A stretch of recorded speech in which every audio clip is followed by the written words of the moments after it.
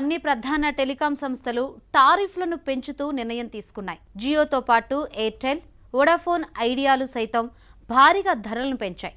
పెరిగిన ఈ ధరలు జూలై 4వ తేదీ నుంచి అమల్లోకి రానున్నాయి. దీంతో మొబైల్ ఫోన్ యూజర్లపై భారీగా భారం పడడం ఖాయంగా కనిపిస్తుంది. టెలికాం కంపెనీలు నష్టాల బాటలు నడవకుండా 5G నెట్వర్క్ పైన వెచ్చించిన ఇన్వెస్ట్మెంట్, ఇతర వనరులు స్థిరంగా నిలపడానికి టెలికాం కంపెనీలు రీఛార్జ్ రేట్లు పెంచుతున్నట్లు భావిస్తున్నారు.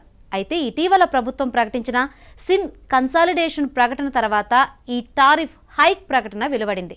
ఇప్పటికే దీనిపై పూర్తిస్థాయి నిర్ణయం కూడా తీసుకున్నారు. కొత్త నిర్ణయం ప్రకారం రీఛార్జ్ రేట్లు 11 నుంచి 25% వరకు పెరుగుతాయి. దీనికి సంబంధించిన కొత్త రీఛార్జ్ లిస్టును కూడా కంపెనీలు అందించాయి. జూలై 4 నుంచి జియో యూజర్లకు రీఛార్జ్ ఖర్చు తడిసి మోపెడవుతుంది.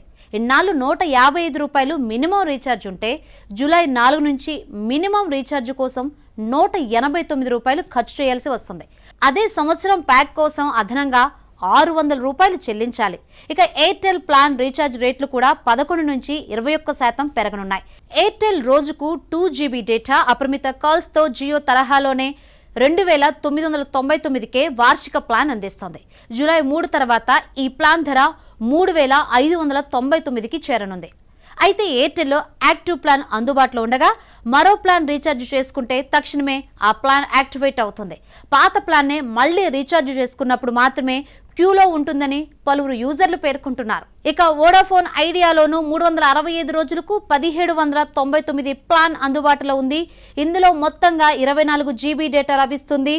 రోజుకు 1.5 GB డేటాతో 2,899 ప్లాన్ ఒకటి అందుబాటులో ఉంది. ఈ ప్లాన్కు దాదాపు ₹500 పెరగనుంది. అయితే రేట్లు పెరగక ముందే రీఛార్జ్ చేసుకుంటున్నారు యూజర్లు. మరో 2 రోజుల్లో రేట్లు పెరుగుతుండడంతో యూజర్లు రీఛార్జ్ గడువు ముగియక ముందే రీఛార్జ్ చేసుకుంటున్నారు. పాత ధరలకే ఏడాది, 6 నెలలు, 3 నెలలకు రీఛార్జ్ చేసుకుంటున్నారు యూజర్లు.